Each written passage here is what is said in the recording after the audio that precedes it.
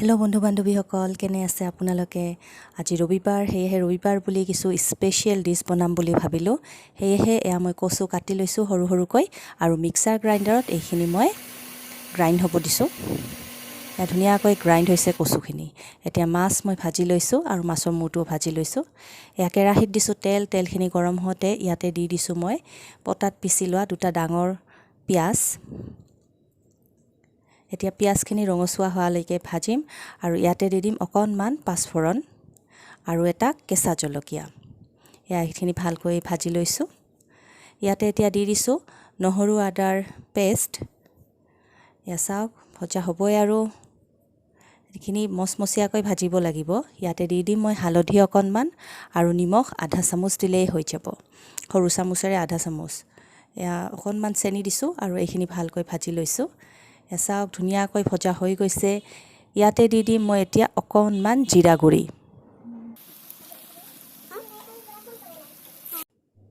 এতিয়া ইয়াতে ঢালি দিছোঁ মই পেষ্ট কৰি লোৱা কচুখিনি আৰু এইখিনি যিহেতু পনীয়া হৈ আছে, এইখিনি পানীখিনি শুহিব লাগিব আৰু এইখিনি যেতিয়ালৈকে পানীখিনি একেবাৰে নোহোৱা হৈ নাযায় তেতিয়ালৈকে ভাজি থাকিম।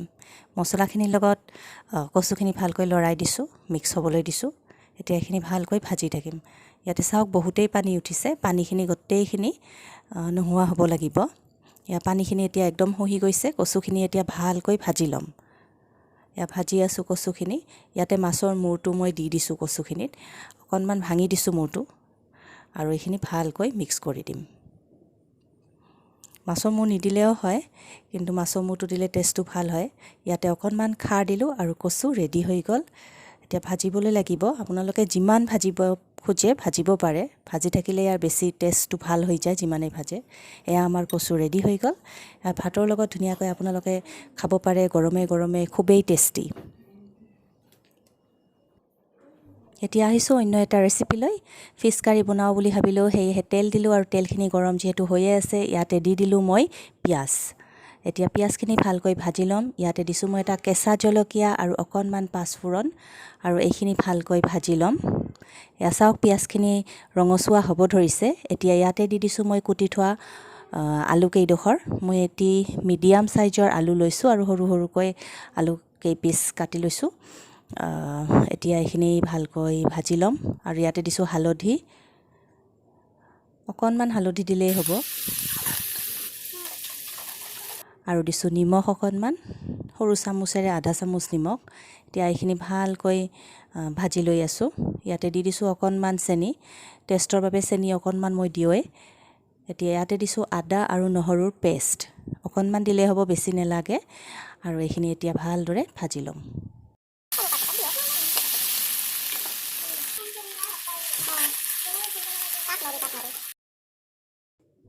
মছলাখিনিত এতিয়া দি দিছোঁ অকণমান পানী, যাতে মছলাখিনি ভালকৈ মিক্স হৈ লয়।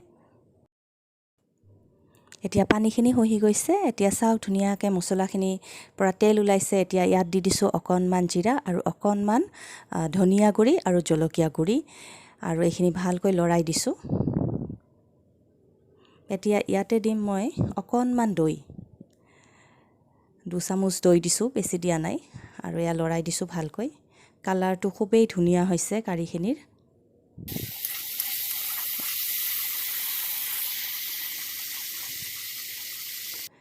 ইয়াতে দি দিছোঁ মই বটি থোৱা বেহৰ অকণমান। এতিয়া ইয়াতে দিম মই অকণমান পানী, লগত মই মিক্স কৰিছোঁ বেচন, আৰু এইখিনি ভালকৈ মিক্স কৰি মই যিখিনি কাৰী আছে তাত দি দিলোঁ। এনেদৰে বেচন দিলে কাৰীখিনি খুবেই টেষ্টি হয় আৰু গ্ৰেভিটো খুবেই ভাল হয়। এয়া চাওক, আমাৰ কাৰীখিনি ৰেডি হ'লেই আৰু। এতিয়া ইয়াতে দি দিম মই অকণমান পানী, যাতে আকৌ মছলাখিনি ভালকৈ মিক্স হৈ লয়। এয়া চাওক, ধুনীয়াকৈ মিক্স হৈ লৈছে আৰু গোন্ধ ধুনীয়া ওলাইছে, কালাৰটোও ভাল হৈছে। এতিয়া পানীখিনি যেতিয়া শুহি যাব, তেল ফুটি ওলাব আৰু এয়া চাওক, আমাৰ কাৰী হৈ গ'ল। এতিয়া আপোনালোকক যিখিনি পানী লাগে সেইখিনি দিব পাৰে ইয়াতে। মই যিখিনি পানী মন গৈছে সেইখিনি দিছোঁ, মই বেছি দিয়া নাই, 1 কাপে পানী দিছোঁ।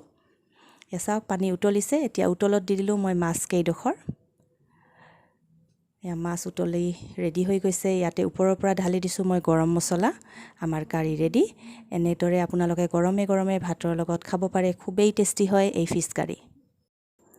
যিহেতু বহুতেই গৰম সেয়েহে ভাবিলোঁ এতিয়া বনাওঁ থৈকেৰা টেঙাৰে মাছৰ কণী। সেয়েহে ইয়াতে বেচন, নিমখ, হালধি, পিঁয়াজ, মাছৰ কণী আৰু অকণমান নাৰিকল লৈছোঁ আৰু এইখিনি ভালকৈ মিক্স কৰি এতিয়া বৰ বনাবলৈ লৈছোঁ। এয়া চাওক, বৰকেইটা মই গৰম তেলত দিছোঁ আৰু এয়া বৰ হৈয়ে গ'ল। বেছি টাইমো নালাগে, এয়া পটাপট হৈ যায়। এতিয়া তেলখিনি গৰমে আছে, অকণমান তেল হ'লেই হ'ব। ইয়াতে দি দিছোঁ পাঁচফোৰণ আৰু এটা জলকীয়া, শুকান জলকীয়া দিব লাগিব, টেঙাৰ জোলত ভাল লাগে, আৰু তেজপাত। আৰু এয়া থৈকাৰা টেঙা মই 2 ঘণ্টা আগতে তিয়াই থৈ দিছিলোঁ পানীত, আৰু এই পানীখিনি ঢালি দিলোঁ। যিখিনি পানী আপোনালোকক দৰকাৰ সেইখিনি ঢালি দিলে হ'ল। আৰু এয়া দি দিছোঁ মই অকণমান পিঠাগুড়ি গুলি লোৱা পানী। ইয়াতে নিমখ আৰু হালধি এচিকুট দি দিলোঁ।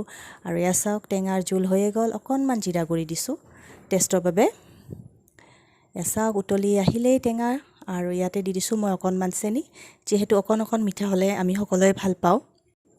এতিয়া উতলত দি দিম মাছৰ ভাজি লোৱা কণীৰ বৰকেইটি। এয়া চাওক, থৈকাৰা টেঙাৰে মাছৰ কণী ৰেডি হৈ গ'ল। আপোনালোকে খাই চাব পাৰে, খুবেই টেষ্টি হয় আৰু গৰমৰ দিনত খুবেই উপকাৰী। আৰু ইমান দূৰ মোৰ ভিডিঅ' চোৱাৰ বাবে thank you so' much. Keep ৱাচিং, বাই বাই।